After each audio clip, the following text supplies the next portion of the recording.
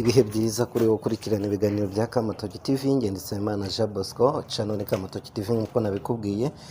Reka rero ndusheho kongera kukwifuriza kugira icyumweru cyiza. Nimba ari ubwa mbere tubanye, fata amasegonda yawe makeya ukande ahanditse like, ushake ijambo ryitwa subscribe naryo urikande kugira ngo ujye ubana natwe ibihe byose.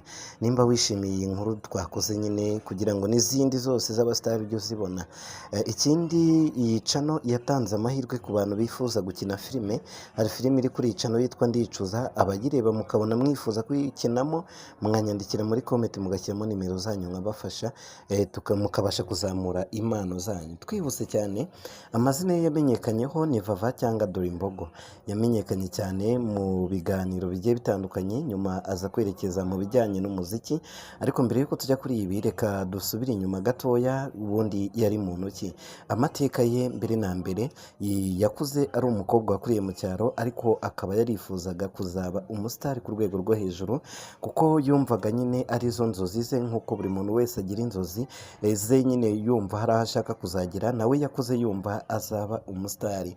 Nyuma yo gukomereza ubuzima bwe mu cyaro, yabonye ko mu cyaro kuzaba umusitari bitazoroha, yerekeza i Kigali. Ubwo yazaga i Kigali yatangiye akora akazi ko mu rugo, agenda aganira n'abantu basanzwe, yavuga kumva barasekeje, ibyo akora byose bakabona birasekeje, nuko baza kumuhuza n'abantu bakora ibiganiro, cyane yuko abakora ibiganiro nyine abantu nk'abo nibo baba bashaka.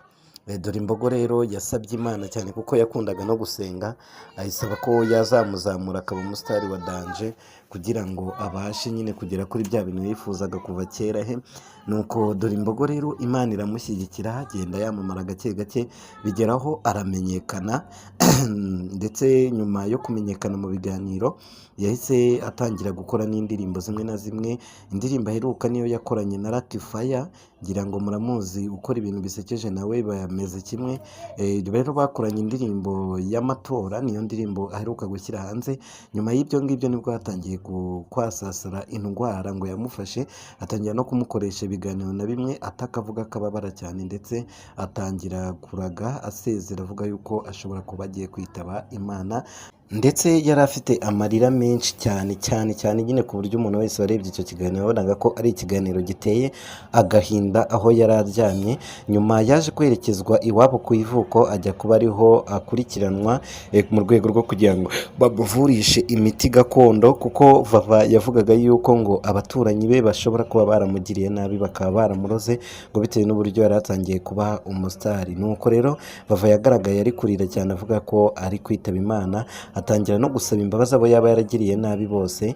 Ndetse nyuma y'igihe gitoya cyane, hashize iminsi igera kuri 2, nibwo hagiye havugwaho urupfu rwa Vava Dorimbogo, abantu benshi batangaza ko Vava Dorimbogo yamaze kwitaba Imana. Ariko nanjye nagiye mbona izo nkuru kuva ejo kugeza na n'ubu ngubu, inkuru zikomeje kuba inkuru. Nyuma y'ibyo ngibyo twakomeje gucukumbura kugira ngo nkore ubusesenguzi bwimbitse, menye neza nimba koko uyu Vava Dorimbogo yaba yapfuye. Gusa ibinyamakuru byizewe bitangaza amakuru y'ukuri, nta kinyamakuru na kimwe kigeze gitangaza iyi nkuru y'urupfu rwa Vava Dorimbogo. Ibi bivuze ko rero ashobora kuba akiri mu bazima, ataravamo umwuka, ahubwo abenshi babonye ibyo ngibyo nyine bakabyitiranya n'urupfu rwe. Ariko iyi channel itangaza amakuru yizewe. Vava Dorimbogo kugeza aya masaha ntabwo yari yitaba Imana. Gusa biramutse bibaye cyangwa se hari igihindutse kuri Vava Dorimbogo, wakimenyera kuri iyi channel.